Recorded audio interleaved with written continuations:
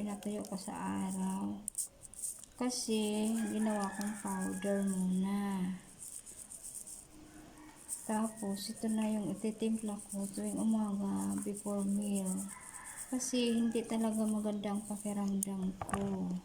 Ako ang nakakaalam sa karamdaman ko. Nahaluan ko to guys ng dahon ng bayabas. Pag ilaga nyo sa umaga, mag-init, pakuluan nyo mga 2 minutes. Okay na.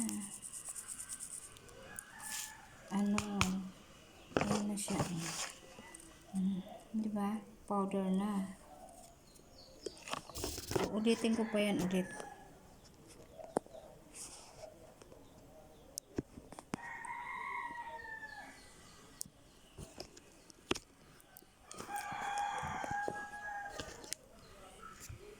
Ulitin ko yan pag blender. Inanito ko siya sa blender guys.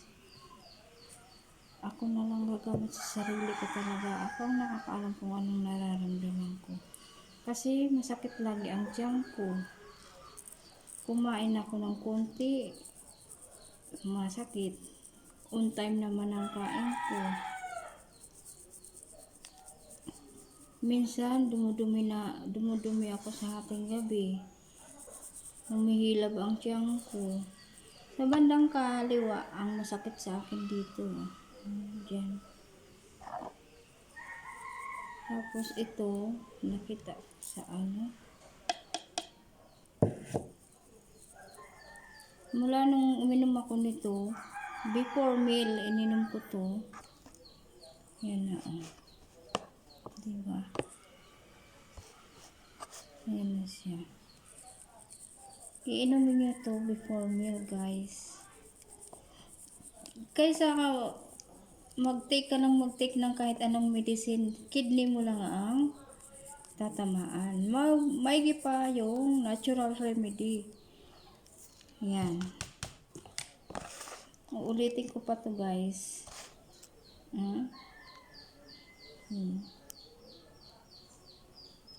Pag niluto mo to guys, green na green pa rin.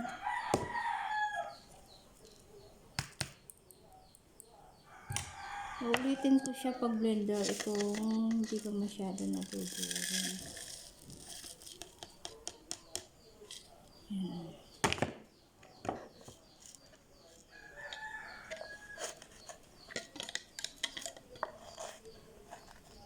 Thank you.